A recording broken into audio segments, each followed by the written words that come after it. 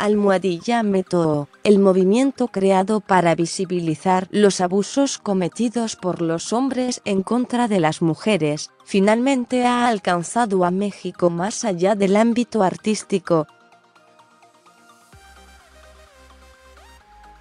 Esta semana, a través de redes sociales, cientos de mujeres comenzaron a denunciar el acoso y la violencia de género que, por décadas, han padecido por parte de prominentes escritores mexicanos y otros hombres relacionados con la industria literaria.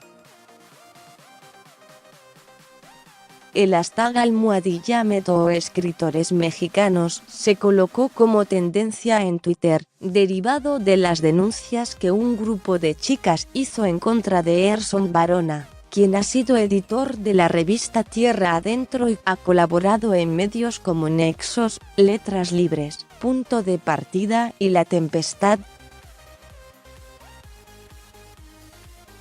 Varona fue acusado de golpear, embarazar y abandonar a más de 10 mujeres en el medio. Tal situación generó que la editora Selva Hernández anunciara la cancelación de la presentación de un libro del escritor, la cual se llevaría a cabo este fin de semana en una librería de la colonia Roma, en la Ciudad de México. A las denuncias contra Varona se han sumado cientos más: poetas, editores, periodistas y profesores de literatura de todos los estados de la República están siendo evidenciados. Aurelio Meza, José Quezada Roque, Gerardo Grande, Rodrigo Castillo, Daniel Miranda Terrés, Román Sansores, Marcial Fernández, José Pablo Salas, Felipe Soto Viterbo y Luciano Concheiro son algunos de los nombres que se repiten en la lista de las denuncias. A ellos se sumaron Eduardo Guerra, Luis Gilberto Guadalajara Vázquez, Álvaro Luquín, José Quezada, Eduardo Guerra, Rodrigo Castillo, Inti García Santamaría, Julio Trujillo y Edson Lechuga. Guillermo Samperio, quien antes de su fallecimiento fue director de literatura del INBA, vicepresidente de la Asociación de Escritores de México y miembro de la Comisión Consultiva del FONCA, también ha sido acusado de acoso sexual. A él se une el periodista Alejandro Almazán, quien ha ganado 3 veces el Premio Nacional de Periodismo y ha sido colaborador en CNN y Canal 40, Grupo Milenio, Reforma, El Universal, La Revista y MX.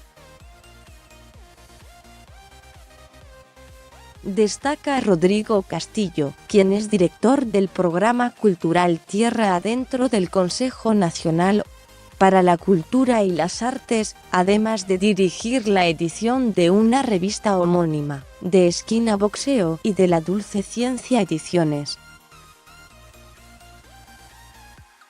Hasta el día de ayer, Castillo y Carlos Martínez Rentería habían sido quienes más acusaciones habían recibido, así lo expuso un gráfico proporcionado por la usuaria Marta Mega en Twitter, quien explicó que hasta las 19:59 horas del 23 de marzo, ambos llevaban 5 denuncias.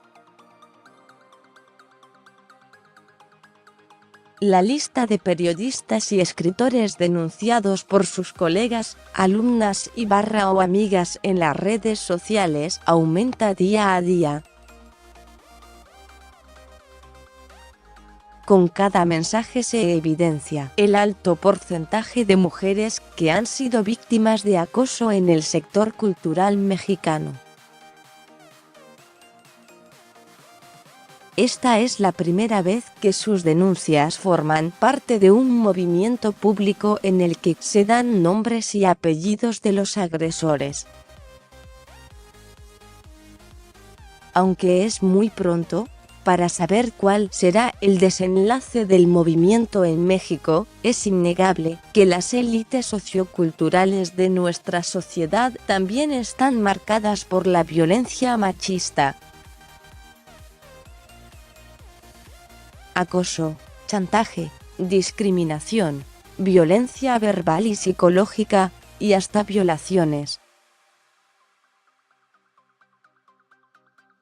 Estas son las cosas que uno se encuentra al leer los mensajes de las mujeres que se han atrevido a contar sus casos en las redes sociales.